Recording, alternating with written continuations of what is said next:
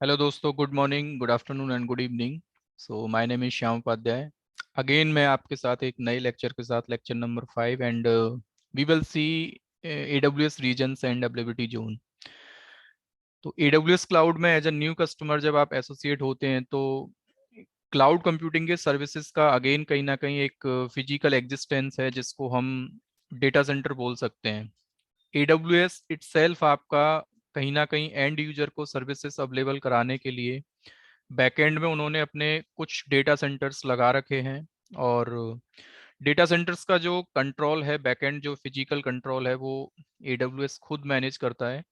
और एक तरीके से हम लोग जो अपने सर्विसेज को प्रोविजन करते हैं by logging to their portals, and we will get the separate user ID and password. But again हम लोग अपने सर्विसेज को फिजिकली जाके उनके डेटा सेंटर्स में देख नहीं सकते हैं। तो एज अ न्यू कस्टमर हमें थोड़ा सा अंडरस्टैंडिंग ये करनी है कि AWS का ओवरऑल ग्लोबल इंफ्रास्ट्रक्चर जो है वो कैसा है, what are the main physical components in their data centres, कौन कौन से की पॉइंट्स वो सर्विसेज को अवेलेबल कराने के लिए यूज करते हैं। ठीक है। तो एट प्रेजेंट में अगर आपसे बात करता हूँ, AWS में किसी भी सर्विस को आप प्रोविजन करते हैं, सबसे पहले ये दो टर्म्स आपको क्लियर होनी चाहिए।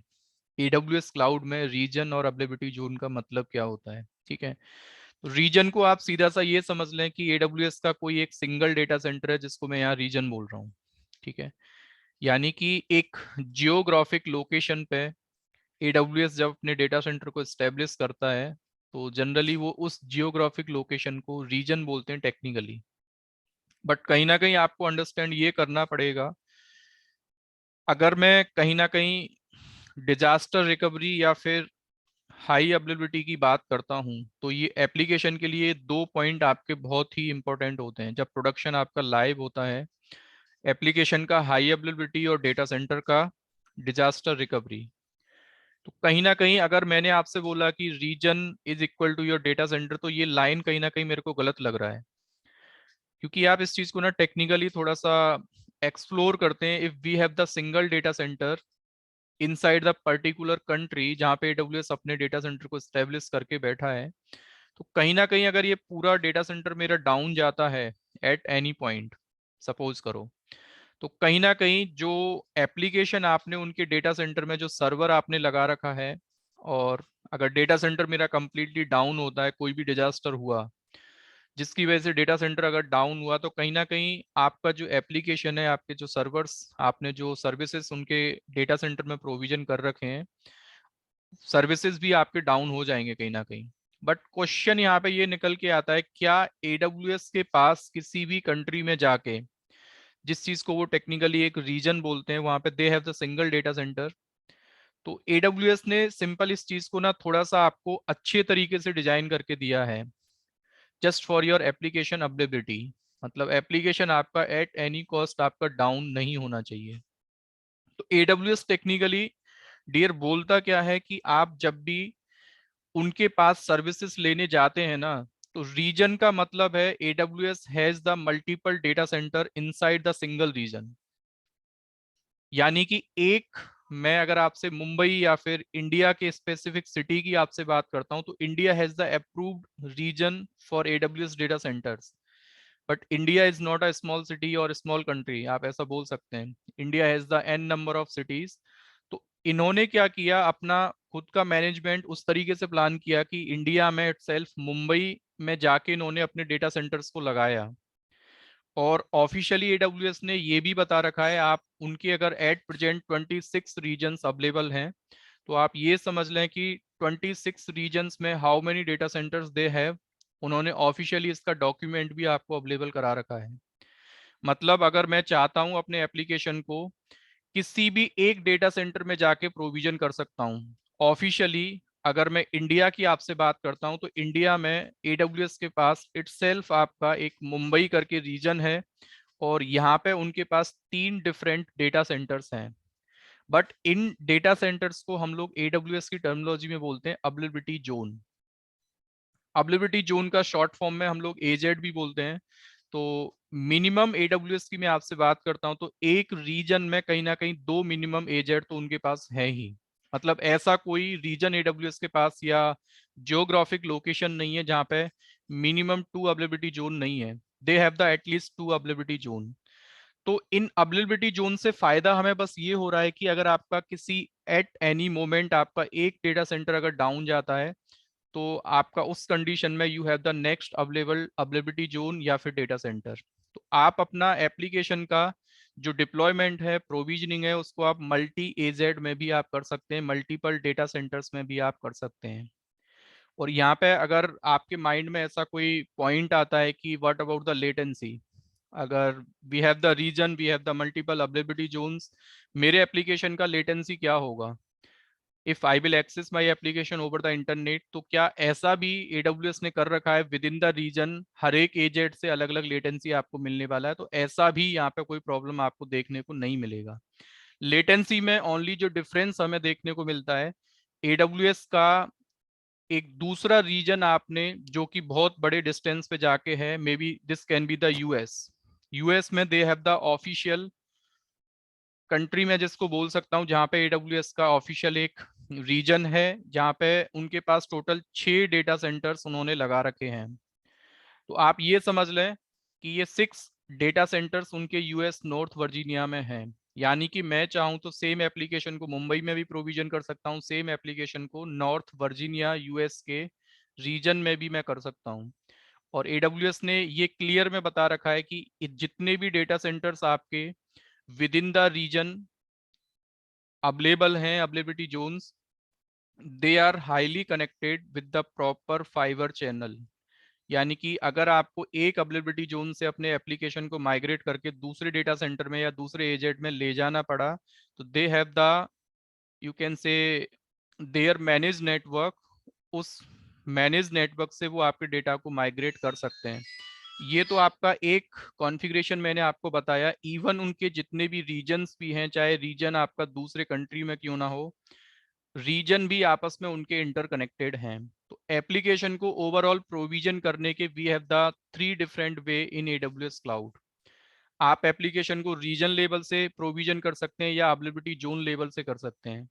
दोनों में डिफरेंस ये है कि आप एप्लीकेशन को चाहते हैं कि मेरे को high availability data centre level से नहीं चाहिए, तो आप एक सिंगल एजेड में भी एप्लीकेशन आप प्रोविजन कर सकते हैं। आप चाहें तो मल्टी एजेड में भी कर सकते हैं, बट इस केस में आपको याद रखना पड़ेगा कॉस्ट विल बी डबल।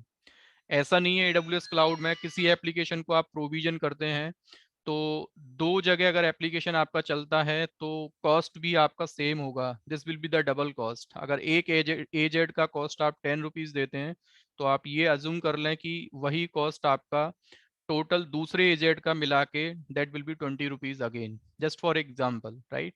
और सेम एप्लीकेशन आप चाहते हैं दूसरे रीजन में भी प्रोविजन करना तो आप कर सकते हैं, but latency will be the different.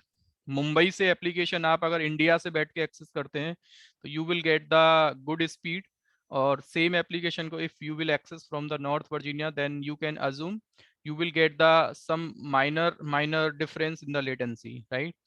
तो ओवरऑल आपको जब भी AWS क्लाउड में किसी एप्लीकेशन को प्रोविजन करना है या यूज करना स्टार्ट करना है, सबसे पहले आपको AWS का जो ग्लोबल इंफ्रास्ट्रक्चर है, क्योंकि बिना रीजन या अवेलेबिलिटी जोन को अंडरस्टैंड करे हम एप्लीकेशन को प्रोविजन नहीं कर सकते हैं।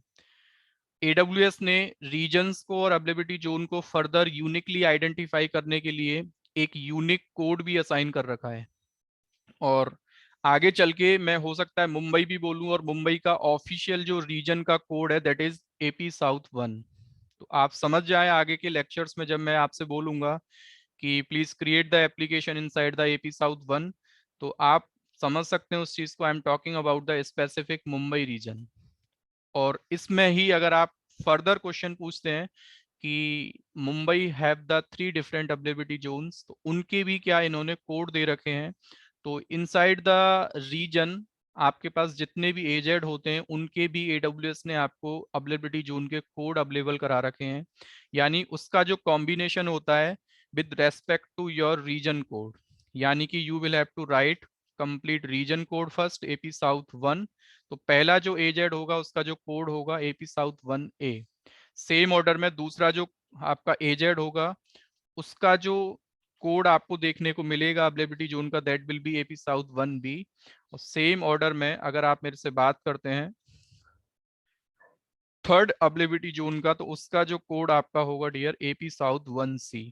ठीक है, तो सेम ऑर्डर में अगर मैं आपकी नॉलेज टेस्टिंग के लिए नॉर्थ वर्जीनिया का भी मैं आपसे अगर सेम ऑर्डर में कोड का प्रेजेंटेशन पूछता हूँ, लेट सपोज नॉर्थ वर्जीनिया का जो AWS ने ऑफिशियल रीजन का कोड बता रखा है वो आपका है US east 1।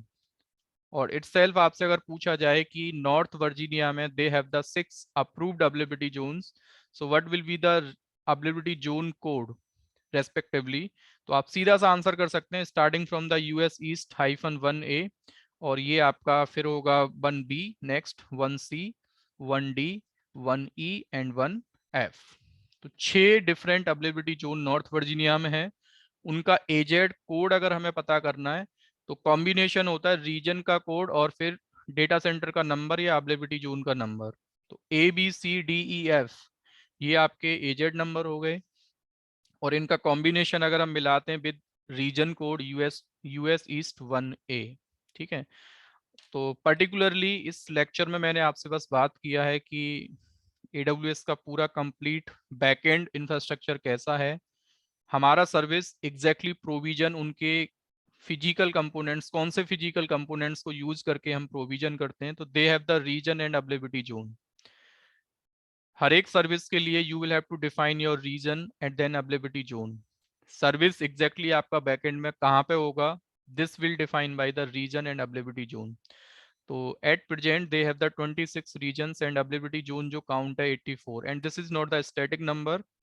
As per the customer requirement AWS अपने बिजनेस को ग्रो करता है, जहां जहां पे उनके नए कस्टमर्स स्टेब्लिश हो रहे हैं नए नए कंट्रीज में जाके, they are just deploying the new data centres. और अवेलेबिलिटी जोन कितने हो सकते हैं एक रीजन में, it depends again on the traffic, कितने कस्टमर्स वहां पे एसोसिएटेड हैं AWS से ऑफिशियली।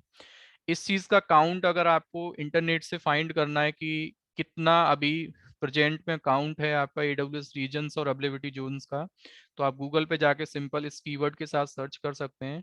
एंड ये दो लिंक मैंने यहाँ पे ओपन कर रखे हैं। ग्लोबल इंफ्रास्ट्रक्चर आपका, ठीक है, 26 एट प्रेजेंट उनके पास रीजन्स एंड 84 अवेलेबिलिटी जोन्स। ठीक है, तो एक लिंक आप ये ओपन कर सकते हैं इंफॉर्मेशन के लिए, और ज़्यादा इंफॉर्मेशन आपको चाहिए तो you have the two links, global infrastructure and global infrastructure regions and availability zones. इन दोनों लिंक्स पे जाके अकॉर्डिंग टू आपको रीजन पर्टिकुलरली जैसे नॉर्थ अमेरिका में कितना है, साउथ अमेरिका में कितना है, यूरोप, मिडल ईस्ट, अफ्रीका में कितना है, एशिया पैसिफिक कौन कौन से रीजन्स आते हैं, तो इनका और इन्फॉर्मेशन आप इस वाले लिंक पे जाके ले सकते हैं। तो पर्टिकुलरली नेक्स्ट जो लेक्चर मैं आपका रिकॉर्ड करूंगा that will be again global infrastructure में 2 पॉइंट्स और मेरे को डिस्कस करने हैं, तो सेपरेटली मैं उनको डिस्कस करूंगा। And that will be related to edge locations and regional edge locations. Thanks for watching.